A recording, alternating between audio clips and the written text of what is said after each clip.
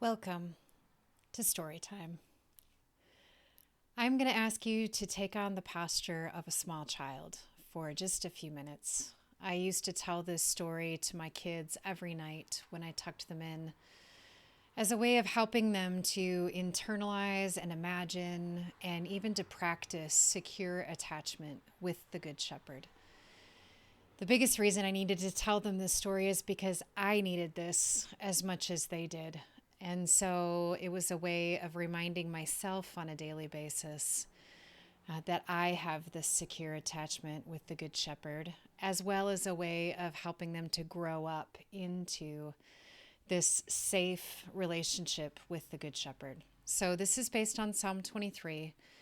And I just want to go ahead and invite you to close your eyes if that feels okay to you. And just allow yourself to feel curious and playful. And I want you to imagine yourself as a sheep. And if a sheep isn't an animal that you get excited about, you could imagine yourself as a different kind of animal. But of course, sheep have wool. And in this story, your wool doesn't have to be a standard color like white or brown or black. It can be any color you want it to be. So I ask you, little sheep, what color is your wool? Whatever color your wool is, just imagine yourself standing in a field and the shepherd comes to you and calls you by name and digs his fingers into your wool. He is so glad to be with you. He knows your name and comes close to you because he's glad to be with you. And in being with him, you feel quite content. There's nothing that you need. But now the Good Shepherd says to you, "Come, follow me." And so you follow him to a wide open pasture, and it's filled with tender, sweet grass. And he invites you to eat, and so you do. And so just imagine yourself sticking your little muzzle down into the grass and eating as much as you want. Just nibble, nibble, nibble, nibble, nibble, nibble, until you feel like your hunger is totally satisfied. Then the shepherd comes to you again, digs his fingers into your wool and says, "Come, follow me." And so you follow him to a stream of clear, cool water, gently flowing over rocks and collecting in little pools and swirling in eddies. And the shepherd invites you to come and drink. And so imagine yourself just dipping your little muzzle into the water and just slurping up that fresh, cool water until you feel like your thirst is completely quenched. And now you feel strong and ready, content, and excited for what's next. And the shepherd calls you by name again and says, "Come, follow me." And you head out into a field, and there's a forest at the edge of it. And as you get closer to that forest, you notice that it's dark and thick. And it seems dangerous, threatening. But the shepherd is walking right beside you, and he digs his fingers into your wool. And you lean into his leg and you remember how much he wants to be with you. He knows your name.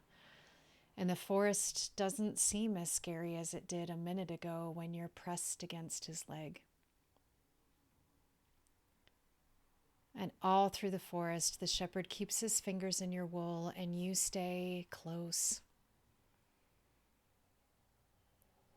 And even though it's scary and loud and dark, you know you're okay because the shepherd is with you. The shepherd is so calm, in fact, that he stops right in the middle of the forest, that deep and dark and dangerous forest, and he spreads a blanket and he pulls out some of your favorite snacks. And it's strange that this is the place he chooses for a picnic, but he doesn't seem at all concerned. Even though you notice eyes in the woods, eyes of what could be tigers or wolves or bears. But they don't dare come near while the shepherd is there. And so you sit on the blanket and allow the shepherd to give you the snacks he's brought for you. And he rubs some soothing oil into your wool, and he speaks comforting and encouraging words to you.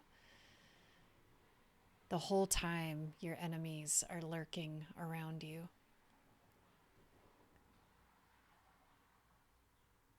But again, you look at the shepherd and you notice that he's not at all concerned. He's just glad to be with you. And after a while, he packs up the picnic while the tigers and wolves and bears are still watching, and he leads you on, out of the forest and out into the open plain. And you keep walking until you see a huge spreading tree at the top of a small hill. And the shepherd digs his fingers into your wool again, and he calls you by name, and he says, "Come, follow me." And you follow him to the top of that hill where he sits at the base of the tree and he leans against it. And he invites you to lie down with your head in his lap. And he gives your head just a very gentle little scratch. And he begins to sing over you. Oh, I love you, this you know, for the Bible tells you so. Little one, to me you belong. You are weak, but I am strong. Hallelujah, hallelujah. Hallelujah, hallelujah. Hallelujah, hallelujah. Hallelujah, hallelujah, hallelujah. And you feel calm, so peaceful, so loved, so safe, that your eyelids grow heavy. And you notice that you're surrounded by lots of other sleepy sheep.